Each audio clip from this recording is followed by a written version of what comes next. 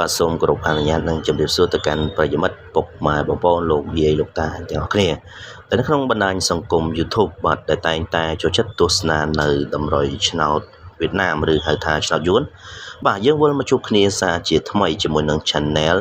លេខនាំសំណាងប្រចាំថ្ងៃបាទសម្រាប់ថ្ងៃនេះដែរបាទគឺជាថ្ងៃថ្មីខែថ្មីបាទបងក៏មានលេខល្អបាទលេខហេងនិងលេខដែលមានហុងស៊ុយខ្ពស់យកមកចែកជូនប្រិយមិត្តពុកម៉ែបងប្អូនលោកយាយលោកតាដើម្បីផ្សងសំណាងលេខកំសាន្តទៀតហើយបា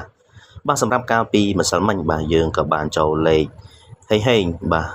ទាំងតូចទាំងធំបាទតាំងពីព្រឹករហូតដល់យប់បាទគឺយើងចូលបានច្រើនវេនដែរបាទទាំងលេខតូចនិងលេខធំបាទអញ្ចឹងសម្រាប់ពុកម៉ែបងប្អូនបាទថ្មីដែលមិនទាន់បានចុចពាក្យថា Subscribe ឬក៏ចុចពាក្យថាជាវសូមពុកម៉ែបងប្អូនបាទកុំភ្លេចជួយចុច Subscribe បាទឬក៏ជួយចុចជាវម្នាក់មួយមកពុកម៉ែបងប្អូនបាទឬក៏ចុចរូបកណ្ដឹងបាទដើម្បីទទួលបានលេខហេងបាទលេខល្អនិងលេខដែលមានហុងស៊ុយខ្ពស់ជារៀងរាល់ថ្ងៃ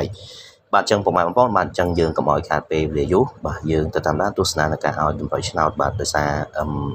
ពេលវេលាបងអូនតិចបាទអញ្ចឹងបងអូនសុំមិនតាន់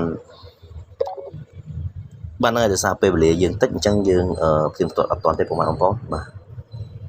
អញ្ចឹងយើងទៅតាមដានទស្សនានៃការឲ្យតម្រុយឆ្នោតតែម្ដង